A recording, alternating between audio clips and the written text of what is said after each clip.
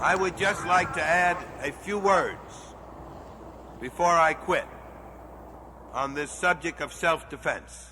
The Black Panther Party, as you all know, is named the Black Panther Party for self-defense.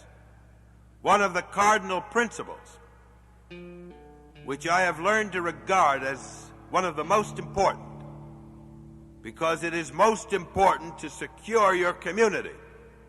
Sometimes it's difficult to march ahead when you have a fear-ridden community that winces every time a siren goes down the street.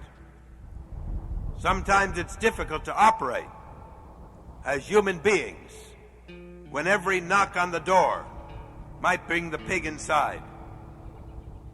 Often, it's almost impossible to live knowing that you are almost an outlaw in the old English sense, where every man could take your life without penalty or fear.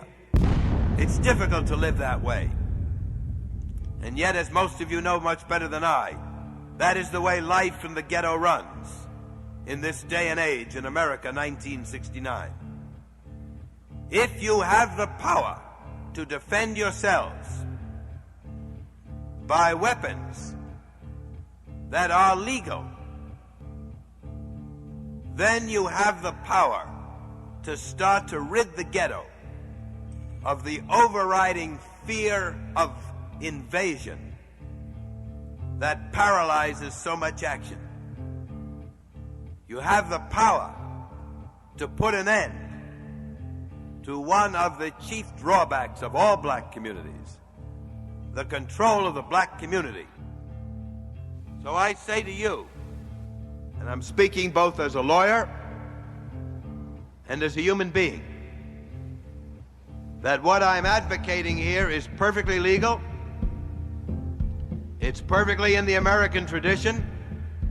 It's in the tradition of all men who respect themselves and their families and their friends and those who share their common needs and desires, that you must stand ready until a better age arrives to protect yourself, your community, your friends, your lives, your property, and the very things that give life meaning. You must be able to stand as a man and a woman. And if you have to, it is better, where it's necessary, to retaliate than to bend the head or bare the back for one more minute. One more minute of backbending. One more minute of scraping to the voice of white authority is 1 minute too much. You cannot afford to spend that minute.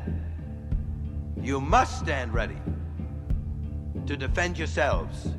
And if you are ready, I hope that you won't have to. But don't shrink if you have to. It is almost worse to be ready and able to defend yourselves and to freeze on the trigger when the time comes. Because then you will have told the power structure that they need not fear you. And you open up the whole sad trail of misery and depredation that has characterized life on this continent for so many years.